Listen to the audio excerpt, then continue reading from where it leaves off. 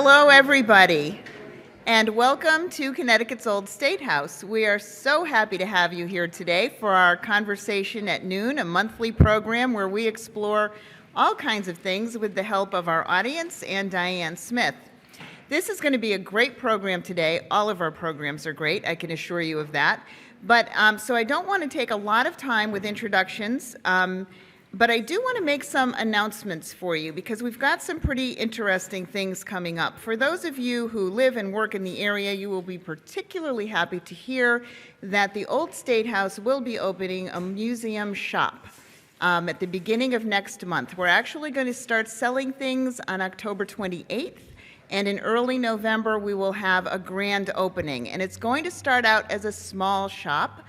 And what we want is for you to come to that shop and tell us what you would like to see in it. So it will be a shop of your own making. So if it's a wonderful shop, that will be because of you. And if it's not a wonderful shop, that's going to be your fault too. But we will look for you to help us create a fantastic shop. Retail is really starting to perk up in Hartford. We want to be part of that. We want to promote it, so we'd really love to have your help. I'd also like to let you know that we have planned all of our programs for the year. We'll probably be adding more as we go along, but if you really want to be in the know and don't want to miss any of the programs, you should leave your email address on the sheet at the back of this room and we will get information to you. We are also looking to you to help us as we formulate programs and make our programs even better for the future. We will ask you to fill out evaluations, but also during the course of this year, we would like a few people to volunteer. Now, you're going to have to be opinionated to do this, but I'm sure there are at least 2 opinionated people here. We'd like to talk to you throughout the year, get your feedback on the programs, and hear about the kinds of things that you would like us to do. I also want to let you know that next month we have some great programs coming up, but on November 13th we have a very special program where we will be doing a naturalization ceremony here at the Old State House in this courtroom. So we're really looking forward to that and all of the other things that we have planned for the year. So without further ado, I would like to thank you again for coming today. It's the audience that makes the programs wonderful. Diane Smith also has something to do with that, and she is here to moderate our panel and introduce our speakers for today. So I would like to go ahead and introduce CTN's Diane Smith.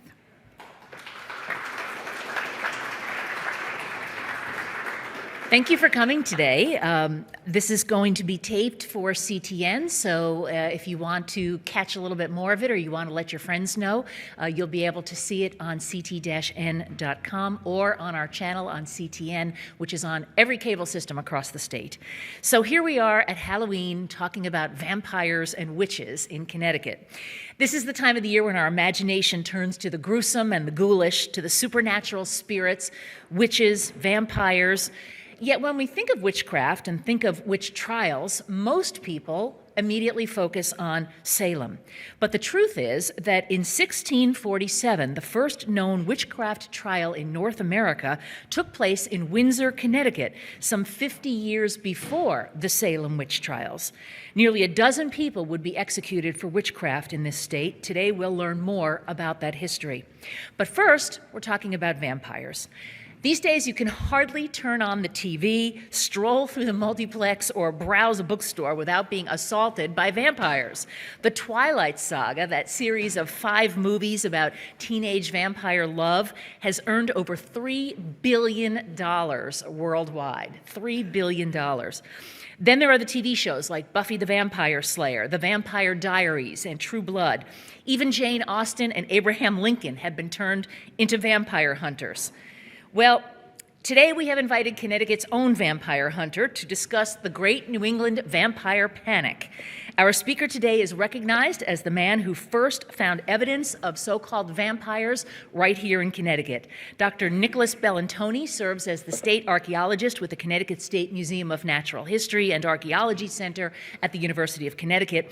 Among Nick's many duties, the preservation of archaeological sites in the state. He serves as an adjunct associate research professor in the Department of Anthropology at UConn, as well as a state commissioner for the Commission on Culture and Tourism, and sits on the the State Historic Preservation Council. Dr. Bellantoni has been excavating sites in Connecticut for over 30 years, and yes, you will have a chance to ask him questions. After his presentation, we'll have a panel discussion and we'll ask you to participate. So without further ado, let me introduce my friend, Dr. Nick Bellantoni. Well, thank you. Thanks for coming out today. It's really a nice crowd, and we really appreciate you coming out. I guess our role, the panelists, Larry, Lisa, and myself, will prepare you for Halloween, get you going here. I have to tell you that this project actually started back in 1990. So it just seems like this vampire, here I am 23 years later, we're still telling the story, and like a vampire, it never dies. It just keeps going. But what I like about it is it's I don't know if it's entertaining, but it's an interesting way to teach about archaeology, forensics, and also how we collaborate with historians, folklorists, and others to try to understand the past. In this case, what we were trying to understand was an anomaly in a colonial graveyard that we had to rescue from a sand and gravel operation, in which we had 29 individual burials that had to be removed professionally and respectfully in an archaeological way. And we encountered one burial. Instead of being in anatomical position, laying on their back in a typical Christian pattern, this individual was an adult male who had his thigh bones or femurs uprooted from their anatomical position and crossed over the chest. The chest had been broken into, and the head or skull had been deliberately decapitated. And we had to try to figure out what was going on here. And this was what led us into a folk belief that was going on in New England during the late 18th and throughout the 19th century. Diane talked about all of the fictional things that we have today with each generation reinventing the vampire. But this has to do with what people really believed and how they acted upon that. And to me, reality is far more interesting than the many fictions that we could create. So this actually started back in 1990, in the fall of 1990. They were sand and gravel mining a large 50-foot knoll of fine gravel in the town of Griswold, Connecticut, not too far from the Quinebaug River. And anyhow, it happened like this. They stopped work on a Friday. On Saturday, there was a light rain. On Sunday, 3 10-year-old boys came to the gravel pit to play, sliding down the slope, having a good old time. Well, one slide down, 2 skulls dislodged and tumbled down the hill with the boys. And they freaked right out, let me tell you. One kid goes running home to his mother and says, "Mom, there's skulls in the gravel pit." She says, "Get out of here, you watch too much television." So the kid went back to the gravel pit, picked up the skull, and he brought it home. And after his mother bounced off the wall, she did the appropriate thing. She called the police right away. And the police roped it off as a crime scene originally, but when the medical examiner called me into the scene, we could see that due to cortical loss on the bone and decomposition that these people had been dead for quite a while. And I realized that what they had encountered was probably the first row of a colonial cemetery no one had any idea was up there. And forgive my old slides, but what we were confronted with was a rescue operation. We had literally coffin remains and bones sliding down the slope, and so we had to do a professional excavation in a way that allowed us to not only recover the information, but recover the remains so that they could be appropriately reburied, but also to do the history behind it. So you can see in this slide, there's less than a foot of soil before there's a 50-foot drop to the bottom of this gravel bank, and trying to get this individual out before that happens. So one of the things I was concerned about is, like, who are these people? And I sent some students into the town hall. They did some research, and we found a land deed dating to 1757 in which it says on the land deed that a Nathaniel Walton purchased this property specifically for the purposes of burying his family. So we had a land deed that actually went back to the mid-18th century that associates this with the Walton family. I don't know if John Boyd was up there, but the Waltons were there for almost the entire 18th century. I like to use that to see who gets it and who doesn't, you know. The walls were there for the entire 18th century before they moved out to Ohio when that opened up. They sold the farm, abandoned their cemetery, and it became lost and forgotten. Another family actually started to use it in the early 19th century, but then it became forgotten and not rediscovered until dramatically by a sand and gravel operation. And I don't have time to go into the specifics of our work, but you guys have seen bones and CSI and all of that, and you know that your skeleton is the living history of yourself. As you grow and develop, the amount of nutrition, the diseases you've had, the amount of exercise you give it, your life stress pathologies, all play evidence on the bones, and we could read that and get something in terms of something that important about these people. So it's not only an opportunity to look at artifacts, but actually the health and vitality of farmers in the mid-18th century here in New England, and what their bones can tell us about them. Well, it also tells us something about colonial mortuary practices, too. They're laid out in a colonial pattern of Christian mortuary. That is to say, they're laying on their back in an extended position, east-west orientation with head to the west. That is, so that go to the old ancient burial ground, go to all of the, they're laying out east-west, head to the west, facing the east. And the idea in Christian theology is on the day of resurrection, Christ will come up with the sun out of the east and literally draw you from your housing. So you need to be prepared for that. So we see something about mortuary practice here. This is my map of the cemetery as we completed our excavations. And the ones I'm going to talk about are the ones on the top right, where on the edge, you could see the dotted line, the edge of the gravel bank. First thing I saw is when we cut back was a crypt coming out of the wall. And when I extended that crypt back, I could see it was composed of a row of bricks, 7 high. They laid the coffin down, put the row of bricks over it, and with flat field stones you see on the right, and covered the crypt. So, being in charge of the excavation, I had the responsibility of opening the crypt. So when I removed the stone, I looked onto the blackened lid of the coffin, as you could see here, and I saw that they had taken brass tacks and they hammered the initials of the person laying there, and the initials were NB. Of course, I wasn't too thrilled because those are my initials. So I look on the coffin, and my initials are on the coffin. I'm not a happy camper. And of course, underneath my initials in brass tacks is stamped out the letter 13, and I wasn't too thrilled about that. But I said to one of my students, I said, look, we've got a problem here. We're supposed to be, well, besides my initials, we're supposed to be in the Walton family cemetery, and we have a B surname here. And so that at that time, we were doing some genealogical research into the family, and one of my students came back and he said, I've got him. I said, well, who you got? He said, I found a Nathaniel Bennett, N.B., married into the Walton family around 1790. I said, that's pretty good. I said, can you associate the number 13 with this Nathaniel Bennett? He says, I've got him too. I said, yeah. He said, yes. He died on October 13th.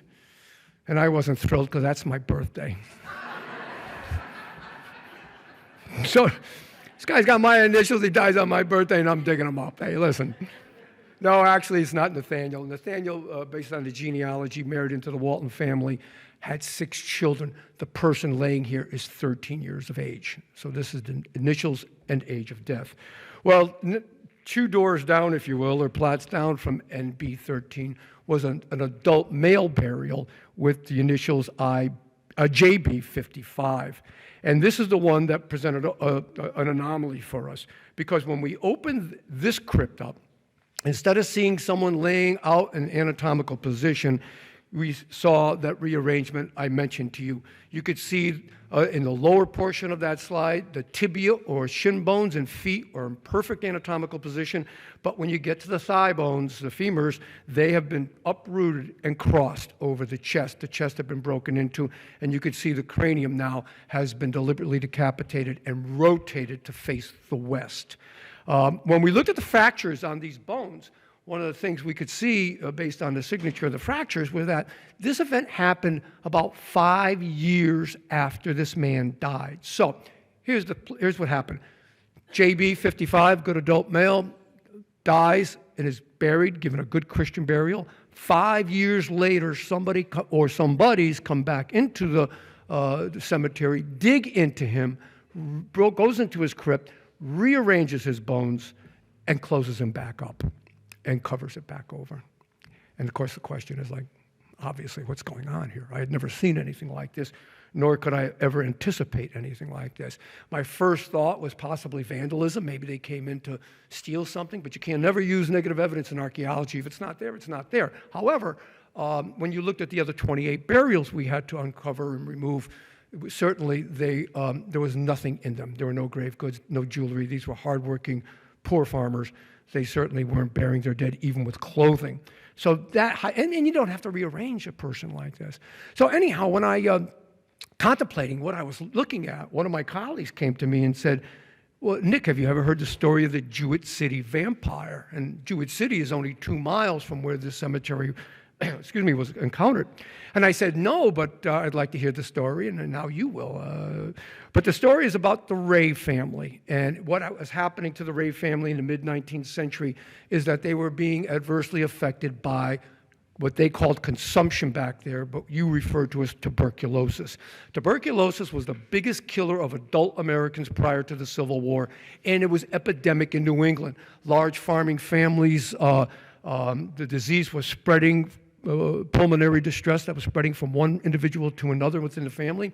This was before germ theory. They had no idea about how diseases were being transmitted. You had tubercular victims sitting at dinner tables with whole families coughing, and nobody's covering their mouth. Nobody understood this. Tubercular victims were sleeping with brothers and sisters, 4 or 5 in a room in crowded conditions with these large families, and they're coughing all night. So it's epidemic. It's spreading. The doctors couldn't help them. The church couldn't help them. They had no idea what was happening. All they knew is people were dying, and they couldn't stop it. So in the Ray family, a 24-year-old son dies in 1845 of consumption or tuberculosis. He's followed 4 years later by Henry Ray, the father. 2 years later, a second son comes down with the disease, and he dies and is buried. Now, another son comes down with the disease. The family's desperate. And it is decided within the family through the folklore that was going on that maybe the father or one of his brothers who predeceased was undead in their graves and were capable of leaving the housing of that grave, feed on the son, a son, and hence spread the disease.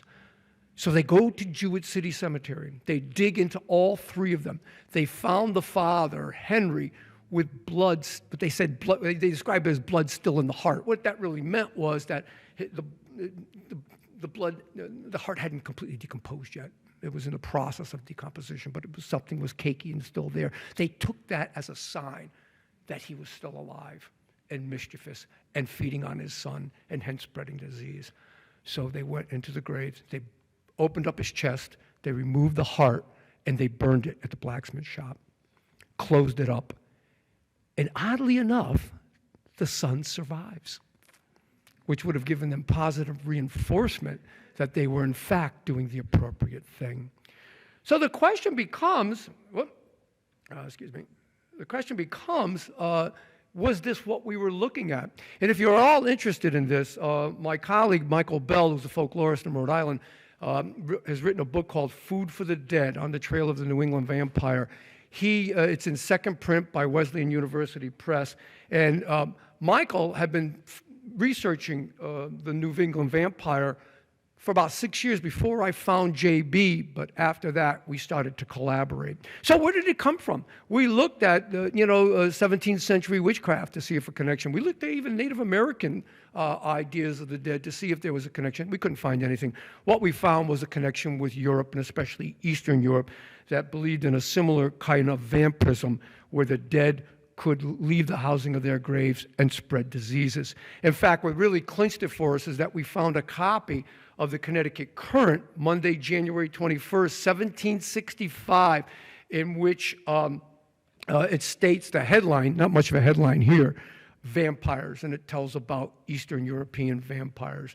So what we did is, based on Michael's work, we developed test implications of when we knew it occurred, where it occurred among rural farming families, predominantly in Eastern Connecticut. In every case, in every record we have, and we have over 30 historic accounts, that the vampire dies of tuberculosis. And to put the vampire to rest, you remove the heart and rearrange the bones. And so here's a facial reconstruction of JB. When we did the forensic work, found out 55-year-old male, European ancestry, had a series of fractures that healed. Very strong guy, 6 foot tall, very robust, hardworking farmer, and he had tuberculosis. We know that because on the interior of his left ribs, he showed a grayish-white lesion that is typical of the pulmonary distress like tuberculosis. So when we look at this, the best we can do, we weren't there, though sometimes I think my students think I go back that far, but we developed the hypothesis and tested based on historic documentation and what we know. And what we know is that his rearrangement, a cemetery in rural eastern Connecticut, in dating JB's coffin, it's about 1810 to 1830, early 19th century, and the evidence of tuberculosis certainly suggests that he, in fact, was rearranged in his grave because they thought he was undead and spreading diseases. This is not vampirism like you think of it. This was a public health issue. People were dying, and they were frightened, and maybe, just maybe, this was the answer, and they were willing to act on it. You have different thoughts, but fear was in their hearts. So with that, I thank you, and we look forward to the panel discussion.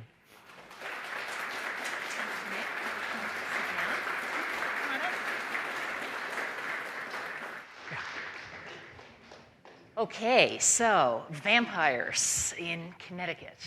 Pretty interesting stuff, and we will give you a chance to ask Nick some questions, but I do want to introduce first our two other panelists and get on to our second topic. And by the way, I just wanted to let you know that we are very grateful to Connecticut Humanities, which helps fund these programs, and we're so happy to have them on board with us. Let's delve into the history of witches in Connecticut. Lisa Johnson is the executive director of the Stanley-Whitman House, a museum of early American history located in Farmington. She's also the author of the play In a Preternatural Way, The Witchcraft Trial of Mary Barnes, and co-director of a 2009 statewide survey of primary source material related to the 17th century witchcraft trials in Connecticut. And by the way, that play has been performed here a number of times at the Old State House. Also joining us today, Dr. Larry Goodheart, who has been teaching U.S. history, African American history, and the Civil War at the Greater Hartford campus of UConn since 1990. He's the author or co-editor of 7 books and numerous essays, including a very interesting article that I just had the opportunity to read called The Distinction Between Witchcraft and Madness in Colonial Connecticut that was published in the History of Psychiatry. Goodhart's latest book is The Solemn Sentence of Death, Capital Punishment in Connecticut, and it was awarded the Homer D. Babbage Jr. Prize in 2012 from the Association for the Study of Connecticut History. So Lisa, let me start with you. I'd like to have you give us a little summary of Mary Barnes and her trial. Well, here's what we know about Mary Barnes for sure. She was executed in January of 1663 on a charge of witchcraft. That's what we know for certain. Very little is understood about her as a person. It's difficult to research women during the 17th century, and in some cases it's very difficult to research the victims of the witchcraft trials. However, we know that she married in 1642 a fellow named Thomas Barnes, who owned property in Hartford and then in Farmington. He was an original proprietor in Farmington. They lived in Farmington, moved to the New London area, which was called Pequot Plantation for a time. They were involved in accusing a neighbor of witchcraft. They were interviewed. They subsequently moved back to Farmington. They had eventually 4 children. And Mary was actually accused of witchcraft in early January of 1663, convicted 2 weeks later, and hung a week after that. We have struggled to understand her story in more depth and with more richness, but she really eludes us as a person, but we're still on the case. Lisa, why did they suspect her of witchcraft? This is an educated guess. It appears she was suspected of adultery in 1647. And adultery was a capital crime in Connecticut, in Connecticut colony, as witchcraft was, which meant that you could be executed for adultery. Men never were, by the way, the women might have been. So that singular piece might have put her on the radar. There are two other things. Her involvement in accusing someone else of witchcraft would have put her on the radar. And she was probably named as a witch by Rebecca Greensmith, who was actually executed alongside Mary Barnes, or Ann Cole, who was a major accuser of people in the Greater Hartford witchcraft panic. So those three elements probably combined to put Mary Barnes in the crosshairs, probably made it indisputable that she was guilty and led to her death. Dr. Goodheart, let me have you put that in context of what was happening in Connecticut at the time, because as I said at the introduction, when people talk about witch trials, they immediately think of Salem, and yet this is many years before that. It is. There's, as Lisa said, that there's a broader context to this, and maybe just a couple empirical things. Of the 11 people executed for witchcraft, 9 were women. So and the 2 men were their husbands, so it's guilt by association. So there's a strong element of misogyny in here. I think of violence against women and scapegoating of women. And just briefly to the larger context that you were asking, this was a utopian community in the wilderness with a strong religious mission, this errand into the wilderness. And as the older generation, the Samuel Stones and the Hookers, Thomas Hookers, die off, the next coming generation doesn't quite have that fervor, and things don't always go that well when you're building a utopian community in the middle of the woods. And as there was factions in the churches and disagreements, those who tended to get blamed, the Mary Barneses and their 8 other sisters, tended to be women on the margins of society, outside of respectability. None of them were a high status or really of middling status. And so as tensions arose in the community, not unlike perhaps Arthur Miller in The Crucible portrayed, looking at the McCarthy era of the 1950s, who were the scapegoats? Who were the most vulnerable people? They were all white women. They were all lower class or women on the edges of respectability. They were older, and that had a lot to do with it too, because they were postmenopausal, and oftentimes issues of childbirth and reproduction, so critical, and death, as Nick has clearly explained, were uppermost. And so these women who perhaps were muttering or had strange behavior, it's those women. It's those women, and they were scapegoated. Nick, what strikes me here is that in the case of vampirism, people were desperately looking for some kind of an answer to a question that they could not solve. How did that impact their community life? That's a good question. You know, there were many people that didn't believe in this idea of the undead. And sometimes when you read some of the early accounts, they referred to it as a superstition. But people in the rural communities, we've never found a case of it in an urban setting. But in the rural farms, they were desperate. And so, you know, you can imagine the church wasn't happy about it. The doctors really probably weren't happy about it.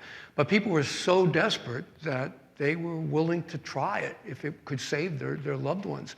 And I like to say sometimes, you know, I don't know how far removed we are from this, because God forbid, and we say God forbid, if a pandemic ever hit us, and our medical technology could provide some answers, but not all answers. You know, you do everything that the doctors and science would tell you to do, you know, be inoculated, whatever it is. But if that failed, and your family was still dying, and your community was still dying, there are people that are going to do alternative behaviors that may not be rational, but do it out of fear and love.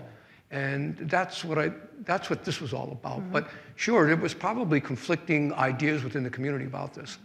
Larry, you mentioned, you know, some of these women may have had strange behavior, maybe muttering and what have you. And I think that there has been this perception that perhaps they were insane or mentally unstable or what have you. But you wrote a pretty definitive piece about that. I want to have you talk about that a little bit. Just briefly, even people like Sigmund Freud, writing in the early 20th century, speculated that witches might have been somehow hysterical, again, a sort of misogynist term. But in New England, 17th century New England, when these 11 people were hanged, there was a clear distinction going way back in Anglo-American law that a person who was insane, to use that term, was non corpus mentis. That is, that they were not mentally competent. And in a person who, say, was judged to be by community standards and physicians, which intermingled in these decisions, who might be accused of a murder, but was clearly of a homicide, but was clearly delusional or not responsible, they would not be convicted of homicide and then perhaps hanged according to the law. They would be constrained if they were dangerous. So the difference is with witches were regarded as compos mentis, as sane people, because the pact with the devil was seen, going back perhaps to the book of Genesis, is an act of free choice. So a mentally ill person was seen as someone who was not in control of their situation and therefore not subject to, say, the capital code. Larry, when you mentioned the satanic compacts, I wanted to ask you about a point that you made that actually Walt Woodward, who's the state historian, had made in a piece that he wrote, that he said satanic compacts were beyond the meager means of colonial rustics. What did he mean by that? Walt Woodward, the state historian, has written a really excellent book on Governor John Winthrop Jr. And Walt's argument basically is that Winthrop and Gershom Buckley, who was in the area too, were two extraordinarily learned men, both in law, in theology, and both in medicine.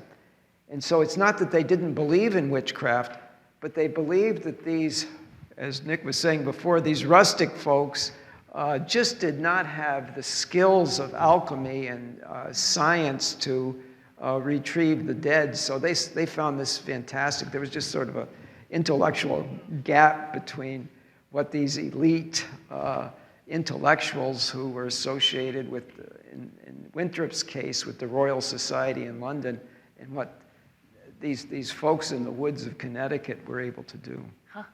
If anyone has questions, I'd be happy to open it up to questions at this point if you'd like. Now, just wait 1 minute while we bring a microphone over to you. Right over here, please. Right up here in the front. Would you raise your hand again so Ron can find you? There. I didn't quite get the reason why the bones were crossed. Good question. I'm not sure I know. I think one of the things that they were trying to do is prevent JB from leaving his grave. So uprooting the legs may have had some of that. They clearly broke into the ribs, which means they were searching for the heart. And then, of course, decapitation is a common way. But I think it was basically to get the legs out so he couldn't leave anymore. And Nick, part of the reason why they suspected that the undead were feeding on the living, I think has something to do with the idea of what people thought tuberculosis was. They called it consumption. That's right. And let me have you explain that a little bit, like what would happen to a victim that might make them think someone else was drinking their blood. Yeah, basically what happened is tubercular victims would be referred to as wasting away. They got thinner, paler. They still ate, but they were getting sicker and weaker. I guess the poets and Shelley all wanted this for some reason. I'm not quite sure what the reason was. But so there was a wasting, like the life was being sucked out of them. You see that. And of course, the correlation with people that died of that disease may be doing that.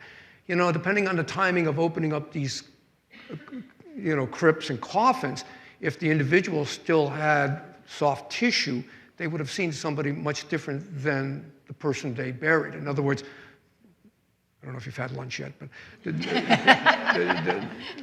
post-decompositional gases bloat the body, fluids come out, hair looks like it's grown. Your hair can't grow when you're dead, but your scalp recedes and it looks longer. Fingernails look longer, fingernails can't grow, but your skin recedes and fingernails give it. So there's physical appearances in the dead from the people they buried, and like they're feeding on something. And so the correlation was made. I think we had another question over on this side here. Did somebody have a question over here? Yes, right up in the front here. Hi, I'm curious about the NB13 grave, and you mentioned that it had 7 layers of brick and the fieldstone. Was that also an anomaly, or is that how they buried those? No, in the early 19th century, we started seeing a change in mortuary where some individuals are getting little private crypts, not tombs that you walk into. That goes even earlier into colonial New England, but individuals get, brick and stone-lined crypts. So at that point, I hadn't seen a brick crypt. I'd seen stone crypts, but this was the first time I ever saw it. But most likely, it's always associated with socioeconomics. So this B family probably had more resources than the Walton family. And also, we never see it among women. It's always men that get crypts. But it's not to keep the vampire in, because when they buried him, they had no idea he was going to be mischievous. It wasn't until later on that they realized they had to go back and do something. Lisa, tell me about some of the other women who were tried for witchcraft. Well, it's interesting when Larry talked about the predominance of women as victims and on the lower end of the socioeconomic strata, and I think he's right about that. To my mind came some exceptions. I mean, Catherine Harrison of Wethersfield, for example, inherited land. She was actually very well off. She was in Wethersfield. She was accused, I think, 3 separate times. She beat a rap, so to speak, 3 times. She was literate. Someone like Mary Barnes, I'm fairly certain, was illiterate. She probably couldn't read or write because her husband couldn't read or write. Nathaniel Greensmith, Rebecca's husband, shows up in the general court records over and over and over again for years. He's a petty thief, he lied, clearly an annoying person. But I think that what strikes me more than anything else is that the variety, when you get into these unique cases, you get into the unique lives of these individuals, there was actually a fair amount of variety in these people in terms of maybe not their status in society, but where they lived, how often they moved, whether they could defend themselves in a trial, for example. Elizabeth Sager, who was actually accused along with Mary Barnes, they were tried together. There's no response recorded from Mary Barnes. Elizabeth Sager, however, quotes from memory a passage from the Bible. And it's essentially a passage that questions the judge's power to judge her. That's the essence of the passage that she selects. So here's a person who is not only literate, but assertive. She could defend herself. So it's one of the reasons why I think it's important for us to do some deep and rich research on these individual cases. I think then we'll begin to recognize 2 things. One, the uniqueness of each case, and there is a uniqueness of each case within particular communities, but also give us an opportunity to then make some generalizations about, most of them are women, but were most of them on the lower end of the economic scale? Were most of them illiterate? We can't really make generalizations right now because we don't know enough about these individual cases. Larry, I mentioned that the first trial in 1647, first in New England, and the trials and the executions go on until 1663. Right. But after the last execution, there are still more cases brought, 43 cases, I think, over 50 years. What was it that led to the end of the executions, but the continuation of bringing people before a trial judge? Usually, back to one of your original questions, it was context in a lot of situations, and as Lisa's saying, that various people would get sucked into this. I might just add there were some 50 people charged with witchcraft, but only 11 are executed. Mm-hmm. And so someone like Catherine Harrison wasn't executed. So it was usually those that weren't assertive, didn't have the status, or didn't have the background. But to your point, the last person convicted but later reprieved was a servant woman named Mercy Disborough, who had been accused before. And if you had been accused once before, you were always vulnerable again when the tension came. So this is a period of the time of the Glorious Revolution, 1688-89. In England, a lot of tumult. Just before that, the Dominion of New England had been set up by the Catholic King James II. There was a threat of the Charter of Connecticut, 1662, being revoked. There was a great deal of tension. And so the tension both explains why someone like Mercy Disborough and 2 other women were indicted, but the fathers, and they were all men in political charge, felt, I think, 2 things. One, it was impolitic to actually hang a witch, because the British officials might do something about revoking the Charter of 1662. And then there was a very important legal concern, too, about this spectral evidence, and how in a court of law, in a long-standing tradition in Anglo-American law and with the Puritans, too, how did you weigh that spectral evidence? And significantly, it is one of the leading physicians, Gershom Buckley again, who stands up. He's also a minister and doctor, and says, this just does not comport with legal tradition. And the political powers that be said thank you and snuffed it out. At a time that Salem was, 20 people were executed.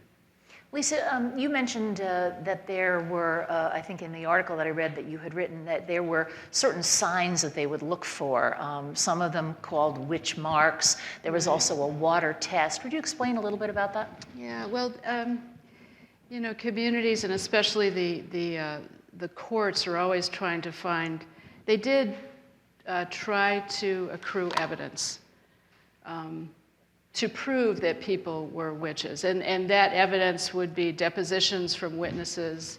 Those are fascinating to read. They're just wonderful.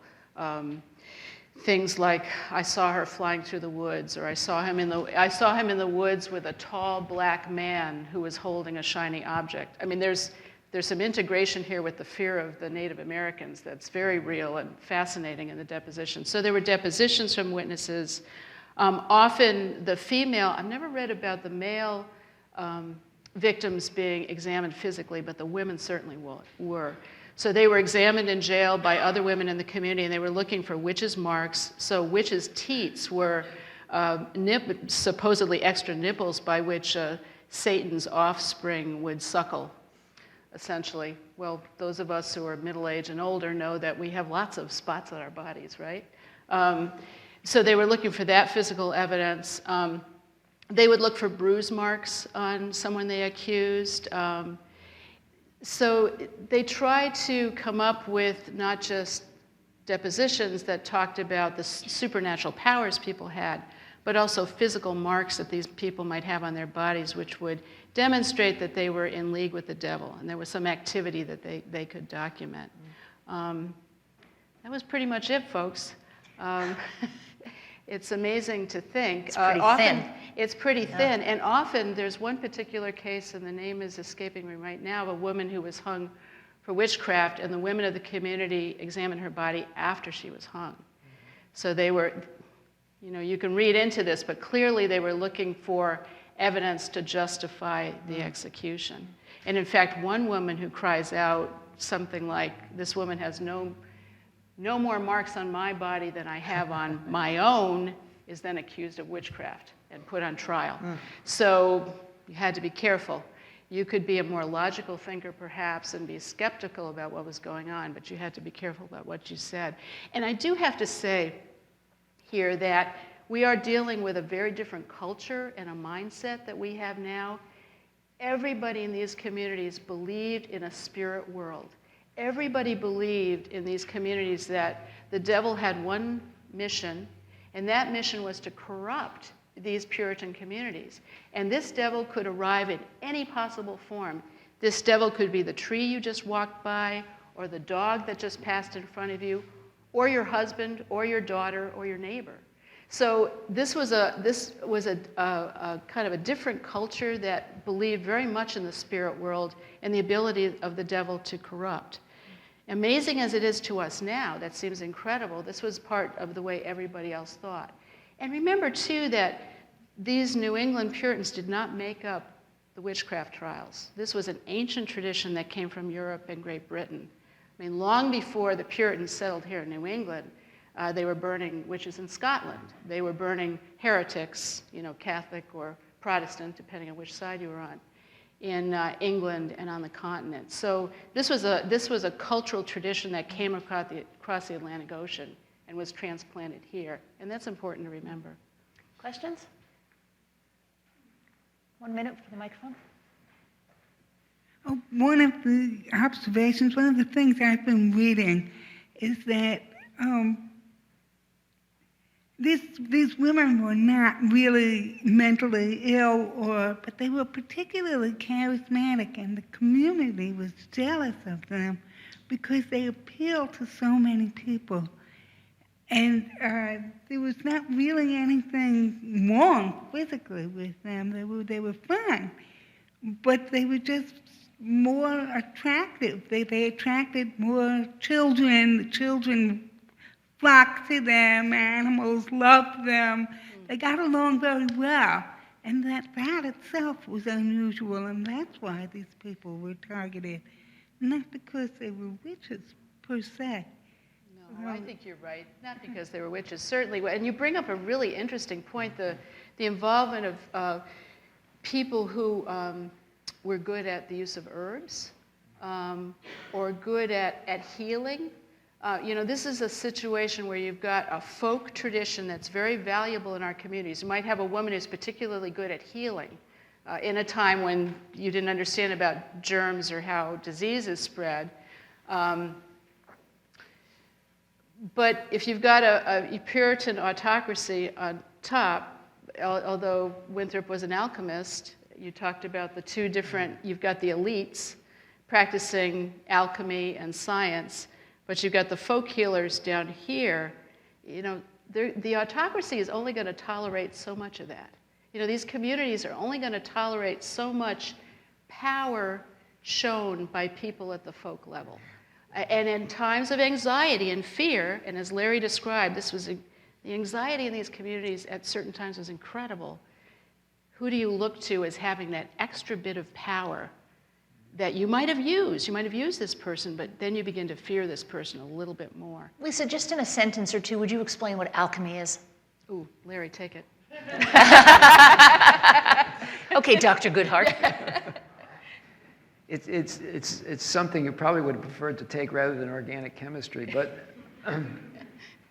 it's sort of the predecessor. I think the new scholarship sees it really as a predecessor to chemistry, just as astronomy. What's the in the newspapers, the astrology is. Yeah. So there was a lot of experimentation with transmutation of metals, and some of the famous ones, Dr. Faustus, is the idea of transmuting, your rusted VW from 1966 into gold, to be a little anachronistic. But it was a sort of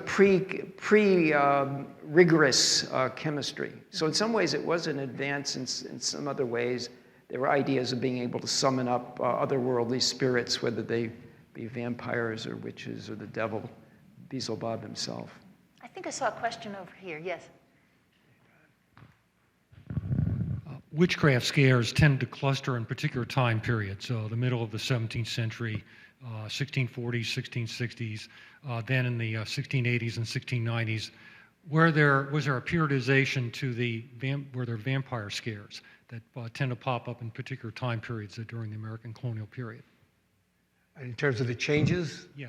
Or in terms of were there particular periods when there are a lot of efforts to identify vampires, particular points in time? One of the things we see is by, again, not knowing germ theory and so forth, the spread of this thing throughout the communities in the rural regions. We have accounts of the vampire folk belief in Vermont, New Hampshire, Rhode Island, and Connecticut. We don't see it in Massachusetts. I don't know what's wrong with those people, but or Maine. But by the end of the 19th century, what we start seeing is a whole shift, because Dr. Robert Conch comes up with a microbacteria, and we start seeing a change going on then with a more scientific answer. And then the real big thing happens in 1897 when Bram Stoker writes Dracula, because now he changes the whole thing. And what Michael Bell found was that prior to Dracula being written, this was a very public thing. I mean, people wanted to know, and 300 townspeople would show up at a cemetery to find out if somebody was a vampire or not. But after Bram Stoker, it becomes clandestine. He found that families were still doing it, but they're doing it now without anybody knowing it because the whole social condition has changed with that. So there's a real evolution going on into the 20th century, but it's primarily a 19th century phenomenon.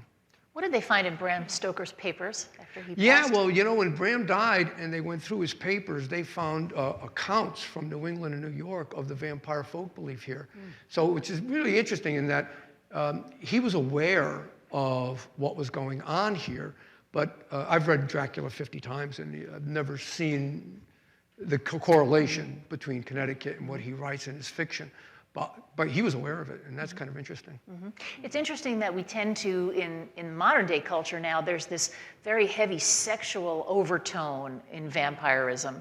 That apparently had nothing to do with the early fears and beliefs. Back then it had simply to do with death and disease and people dying. But no, there were no connotations like that at all that I have seen or am aware of. But, you know, once you get fiction involved, once you get movies involved, once you get books involved, it takes off on its own way. Yeah. And each generation has their own vampire. Yeah. Questions? Matt? I have two questions. One, Dr. Bellantoni, are you now or have you ever been a vampire? I have been accused, yes. But I'm in bed by 9:30, so listen. My more serious question is, you had said that you had to reinter all the people from that initial dig, from the sand lot, the gravel lot. Say again, madam. You had to reinter the people from the gravel lot. Where did you reinter them? And when it comes to you being the state archaeologist, how did the cost of that get covered? Yeah, well, basically what happened, one of my obligations as state archaeologist, whenever human skeletal remains are uncovered, in this case it's a family cemetery, is to do the background research to figure out who they are, the land deeds and so forth. And then what I usually do, or what I always do if I can, is try to find descendants that help in decision making as to what will ultimately happen. If they're Native American, I work with the tribes and state Indian representatives. But in this case, we actually, working with the Historical Society and Genealogical Society, we found descendants of this Nathaniel Walton as far away as Nevada and California.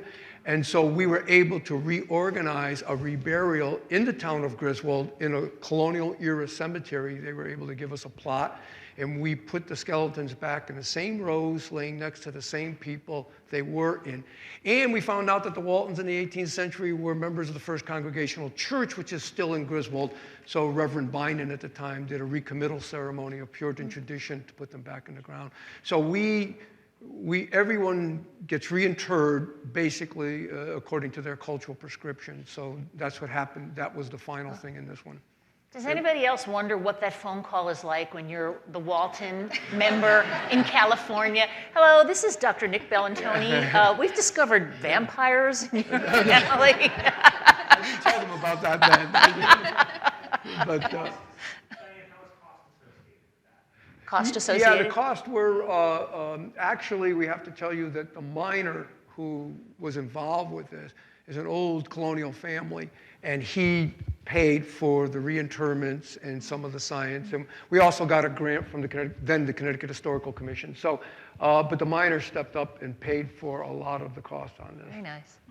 Question in the back there, yes. Quick question. Have you identified NB and JB? NB and JB. Did you identify? No, as a matter of fact, no, we have not. We don't know the B family. I have had students do master researches on this subject, and we cannot find, actually there was a woman in between them, an adult woman, IB 46. So JB 55 male, IB 46 woman, and then a 13-year-old adolescent. We think that's a nuclear family. But we have never been able to see that combination in death records, church records, town records.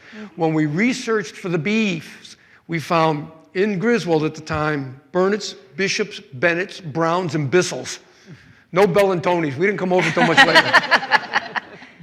But I have to be honest, If you put a gun to my head, I'm going to tell you they're Bennett's because they married into the family.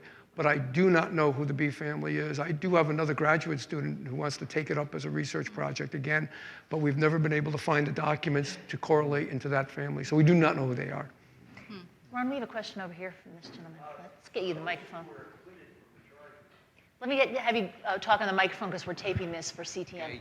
For those who were acquitted from the charges, realizing that those accused were on the fringes of society and lower ethnocentric, were those acquitted somehow accepted back into the fringes of society, or were they continued to be ostracized, and in fact, perhaps even more ostracized than they were before the accusations? Interesting. Lisa or Dr. Goodheart? Well, I think if I can answer.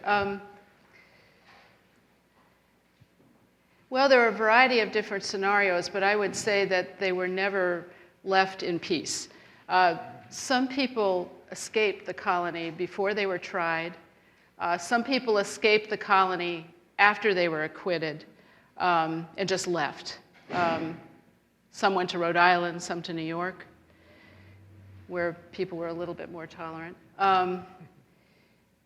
Other people may have been acquitted and stayed in their communities or moved in other places within the colony, but it's interesting, in this 2009 survey that we did of primary resources, we documented both victims and accusers, and what we found, and we did a couple of centuries of descendants as well, what we found is that many of these people would be accused again in a new community they moved into. The witchcraft charge would follow them.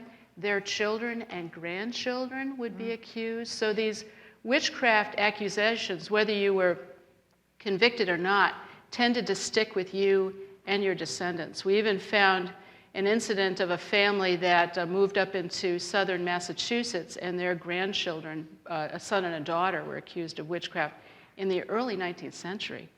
So it was really a note of shame that people were tagged. Lisa, tell us a little bit about this 2009 survey that you and Carol Evans did together.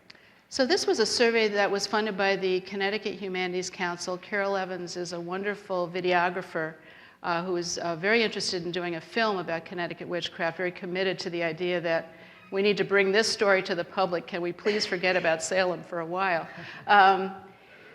And we surveyed a number of, I think, close to 20 different historical organizations in Connecticut and the John Hay Library at Brown University, looking for documentation of witchcraft trials. And we selected certain communities that we knew how either where trials had occurred or accused or accusers had lived, in an effort to document what kind of primary resources are out there. And typical of Connecticut, we have a terrific state library, wonderful university libraries, but there's a wealth of information residing in the separate towns. We are a state of towns. And so there's a wealth of information out there. This is a marvelous 50-page document. It's available to anybody who's interested in seeing it. It's really the 2009 Witchcraft Primary Resources Survey. So it's a survey. How can people find it, Lisa? You can actually email me and I can send it to you in digital form. And I would be happy to do that because we'd like to encourage more people to do research on individual cases. The more work we do on individual cases, the richer our documentation will be and the more interpretation then we can do about Connecticut witchcraft. Would you share your email address for this? Absolutely. Lisa, L-I-S-A, at Stanley-Whitman, all one word, .org. So email me and I'd be glad to send it to you. Wonderful. Do we have a question here?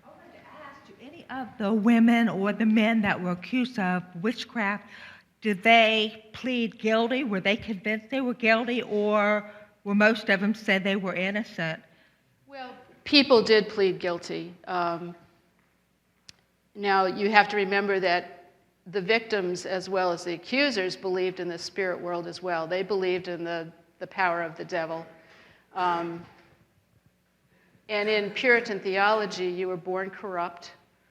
So, you know, this is a culture in which there's an unworthiness that's part of being an individual human being. On top of that, you've got the folk, and then you've got the elect. So when you've got 3 ministers, educated ministers, interviewing you in prison, and by the way, the prisons aren't heated, you're separated from your family, and they keep repeating over and over again that you're a witch, a lot of these people confessed because they assumed the ministers knew better.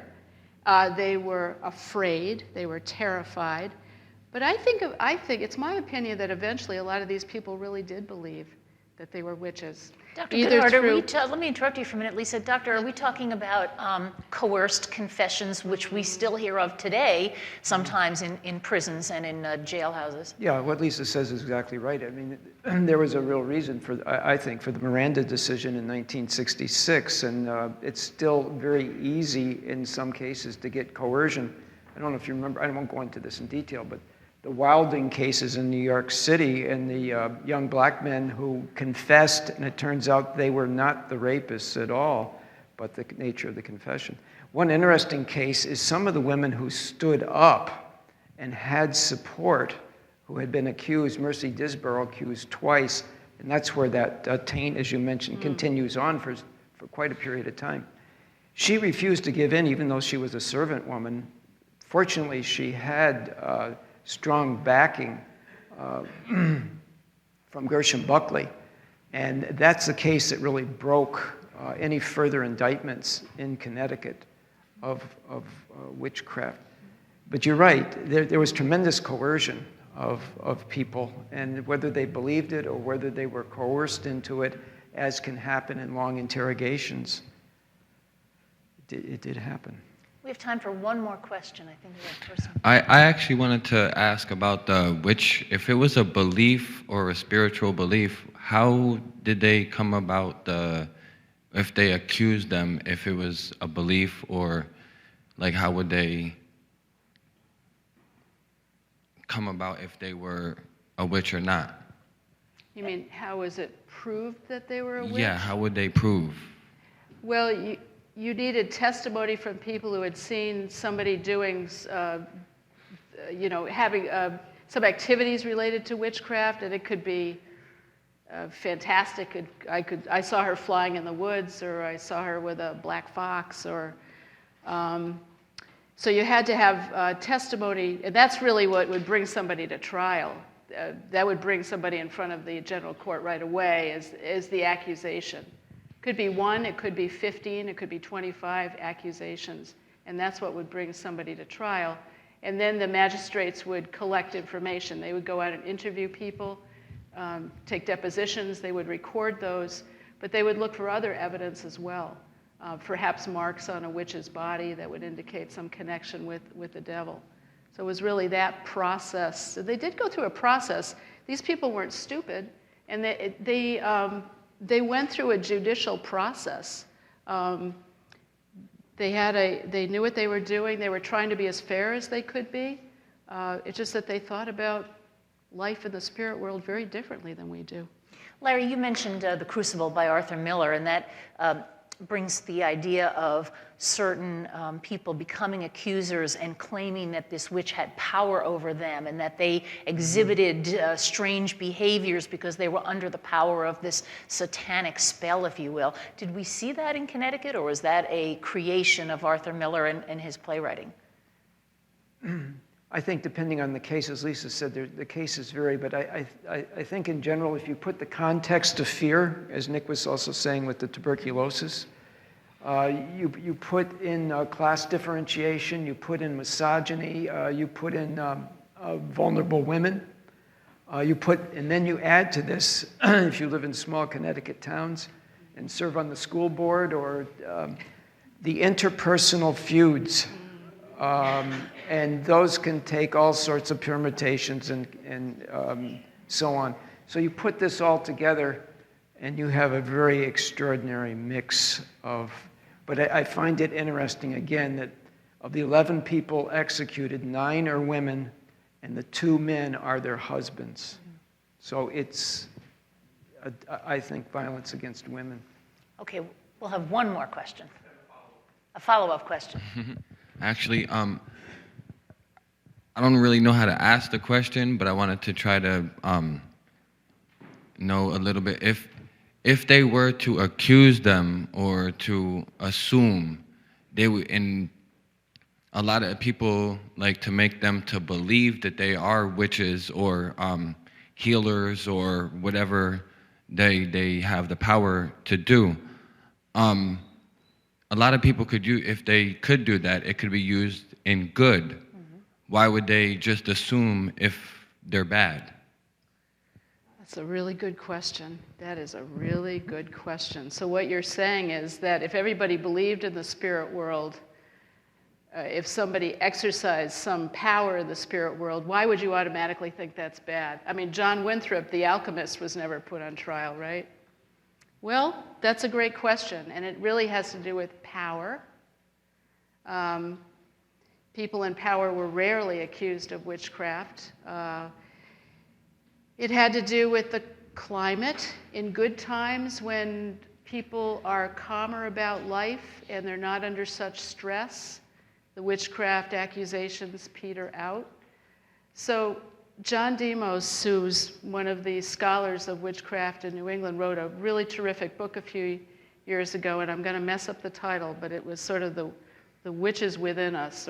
And he talks about, in this book, the idea of the accused and the idea of malevolence, and why are people picked on at certain times in our history and frankly around the world. He talks about witchcraft and witch accusations around the world, and he tries to parse out what you're asking. Why is it that at certain times in certain cultures we pinpoint one person and say, you are evil? What is it about that time and that place? And he's really asking a lot of good questions. I don't think he necessarily answers it, because I think that's an ongoing human question for us. Why is it we choose certain people at certain times and say, you are evil? I think that brings the witchcraft accusations into our contemporary lives, and it's another reason why we should study it, because it's not just about them 300 years ago, it's also about us today. Well, and I think, I think about the Joe McCarthy, and those were called witch hunts. And yet they had nothing to do with witchcraft. It was about communism, but that clearly continues to exist. Lisa, thank you so much for that. Dr. Goodheart, I want to give you one last question, and that is capital crimes have changed over the years. And even though people continued to believe in witchcraft, they took it out of the realm of a capital crime. 1750. And that's a critical period. There's more secularization. There's a movement from Puritan Yankee, from piety to progress, and it's just not culturally viable anymore, and it's dropped from the code, along with many of the other biblical injunctions. There's no biblical language in the capital code after 1750. It's all dropped. Nick, one last question for you, and that is, do people still believe in vampires today? Do the Twilight movies and all of the rest of it tell you that they still do? And are there cultures, or is that just a fun fiction? We have, sometimes when I discuss this with students, someone will invariably ask, are there really vampires? And I have to say, no, when you're dead, that's it. But in anthropology, we have a saying, whatever is conceived of as reality is indeed reality, because we could see the consequences in human behavior. So if you believe something, whether it's a false belief or not, doesn't really matter to us, because your behavior will go accordingly. So, example, about 12 years ago, there was a man in England, deathly feared vampires, so much so that every night he went to bed with 3 cloves of garlic in his mouth to ward off vampires while he slept. Well, one night, a clove dislodges, gets into his esophagus, and he suffocates to death. Are there vampires? They got him. They got him. His belief caused an action, a behavior that led to his death. His death is a reality. And so, if you believe it, JB, was he a vampire? No. But they believed he was, and they went in and rearranged him as a result of that. Thank you so much to our panel for being here today. Nick Bellantoni, Lisa Johnson, Larry Goodheart. And thank you all for coming. We should put this on the road. This is a lot of fun. Thank you to everybody, audience and our panelists, for a really fascinating and thoughtful discussion. I hope you'll all come back to our other programs. Again, if you would like to be on our email list, you can sign up at the back of the room. And on October 31st at noon, we will have a special themed tour, which will focus on some of the seasonal stories associated with the Old State House. Thanks again for coming, and thanks so much to our speaker and panelists and Diane.